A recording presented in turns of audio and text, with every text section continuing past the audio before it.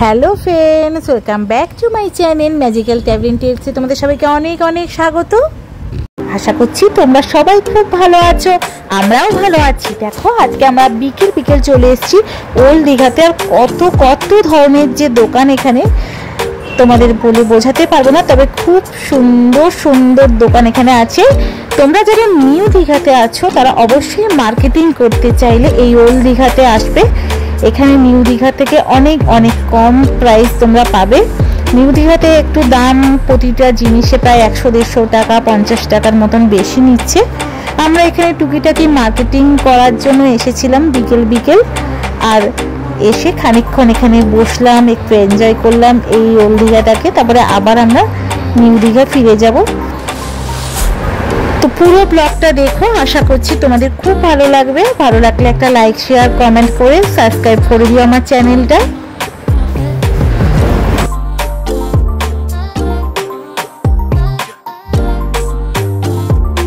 সমুদ্রের ধারে আসবো আলু কাবলি আর মশলা মুড়ি খাও না, সেটা কখনো হতে পারে? দেখো ওল্ড দীঘাতে এই দাদাটা দারুণ সুন্দর মশলা মুড়ি তৈরি করে দিচ্ছিল, আর তার সঙ্গে আলু কাবলিও খেলাম আমরা এখানে, খুব ভালো করেছিল।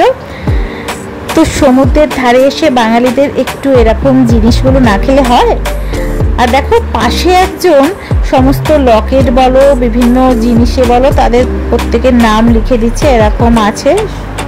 তো সেটাও দেখছিলাম দাঁড়িয়ে আর এখানে মশলা মুড়িটা এনজয় করছিলাম। খুব ভালো করেছিল মশলা মুড়িটা।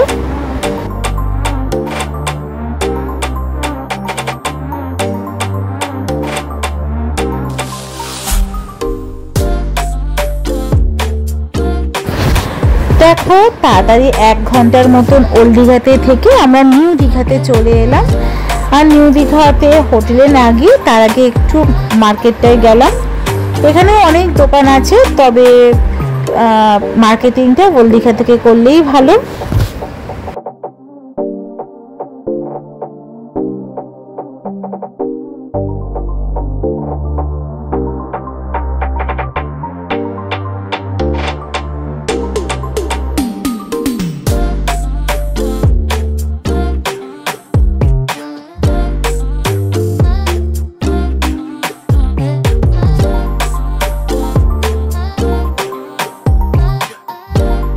যেহেতু ওল্ড দীঘার থেকে নিউ দীঘাতে একটু ফাঁকা থাকে, তাই এখানে দেখো কত বাচ্চাদের গাড়ি চালানোর ব্যবস্থা আছে।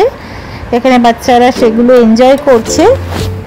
আর এখানে দেখো কাজুর দোকানও অনেক আছে, পাকা দোকানও আছে। আবার নিচে ওরা যে কাজুগুলো নিয়ে বসেছে সেগুলোও খুব ভালো কোয়ালিটির দেখে মনে হলো, এখান থেকেও তোমরা কিনতে পারো।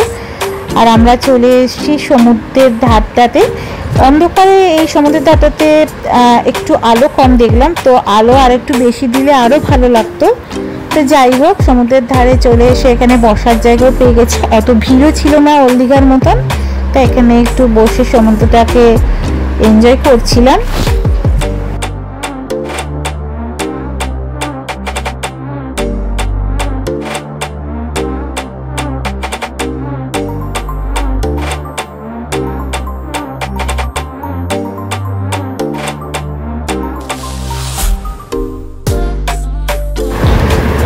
তো এখানে তিনজনে একটু বসে থাকলাম আর ছোটোখাটো পাঁপড় চিপস এগুলো কিনছিলাম আর খাচ্ছিলাম বসে।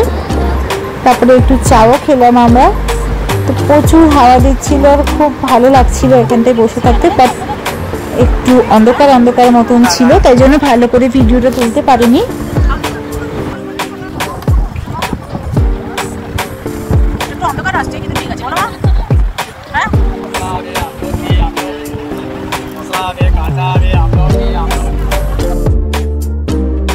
সাবুর পাঁপড় চিপস এগুলো কিনলাম আর বসে এখানে খেতে সমুদ্রের হাওয়া খাচ্ছিলাম।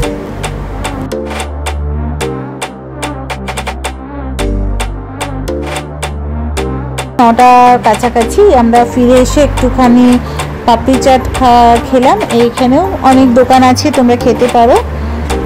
তো অনেক খাওয়ার দোকানও আছে, মানে রাতের খাওয়ারও এখান থেকে তোমরা খেয়ে নিতে পারো।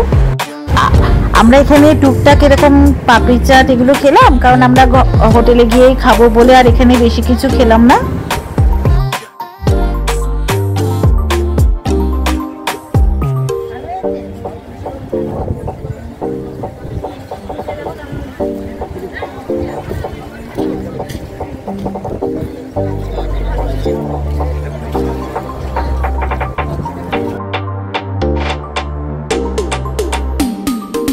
আর পাপড়ি চাটও খুব ভালো করেছিল। তো ওখানে আলু কাবলি, মশলা মুড়ি, এখানে পাপড়ি চাট, পাঁপড়। তো খুব ভালোভাবে আজকে সন্ধ্যেটা এনজয় করছিলাম, কারণ আজকে আমাদের এই দীঘাতে লাস্ট দিন ছিল। তো ভালোভাবে যতক্ষণ সময় পাই ঘুরে নিচ্ছিলাম। তারপরে দেখো বাড়িতে ফিরে পনির, চিলি চিকেন আর পনিরের তরকারি আর রুটি অর্ডার দিয়ে দিয়েছিলাম। খুব ভালো হয়েছিল খাবারটা। এই হোটেলের খাবারগুলো সত্যি খুব ভালো। তো আজকে রাতের মতন গুড নাইট, কালকে সকালে আবার দেখা হবে।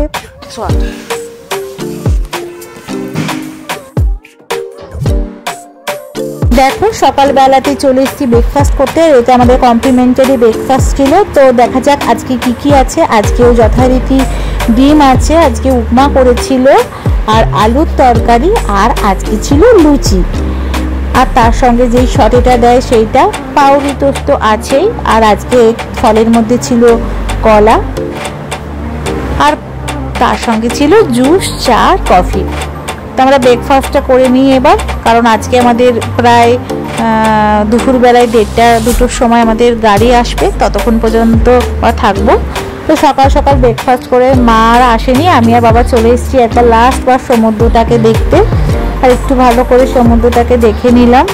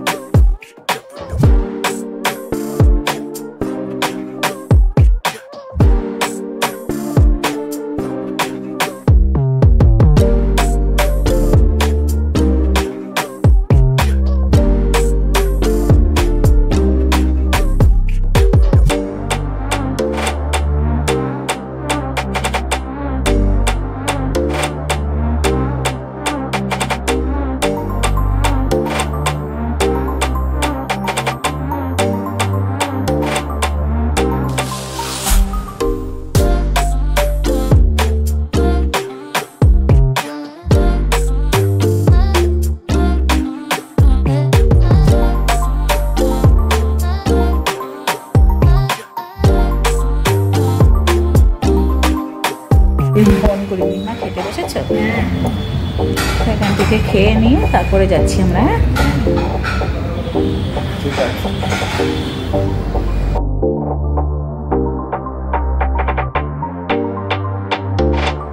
তো এখন প্রায় 12টা বেজে গেছে, আর আমরা রেডি হয়ে চান টান করে এখানে আমরা লাঞ্চ করতে এসেছি।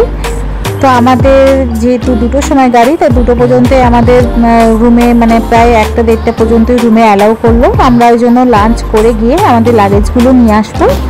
তো দেখো লাঞ্চে আমরা যেহেতু জার্নি করবো, তাই সিম্পল খাবার নিয়েছিলাম। ছুরি ছুরি এরকম আলু ভাজা নিয়েছিলাম, ডাল নিয়েছিলাম, আর নিয়েছিলাম আলু ফুলকপির তরকারি।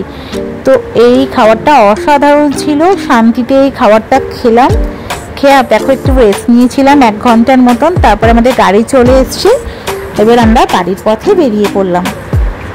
তো 2 দিনের জার্নি, 2 থেকে 3 দিনের জার্নি তো খুব ভালোভাবেই কাটলো। তো আবার কবে আসবো জানি না।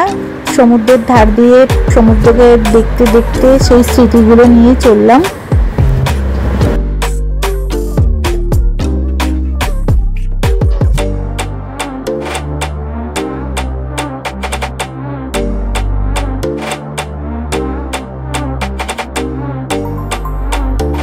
দেখো এটা সেই নাচিন্দা মন্দিরের কাছে আমরা পৌঁছে গেছি। আর সত্যি দারুণ মন্দিরটা, কিন্তু আমরা নামলাম না, আমাদের দেরি হয়ে যাচ্ছিল, কারণ মেঘও করেছিল খুব আকাশে। তো এখানে ঠাকুরকে এখান থেকে প্রণাম জানিয়ে চললাম আমাদের যাত্রাপথে।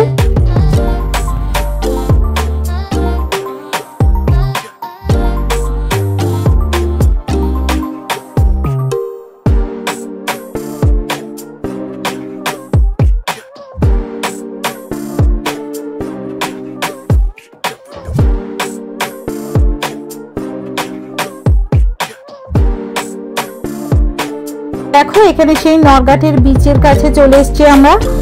আর বলেছিলাম না আগের বার যে তোমাদের এইখানটার কাছে দাঁড়িয়ে ওই মন্দিরটা দেখাবো, তো চলো মন্দিরটা দেখো।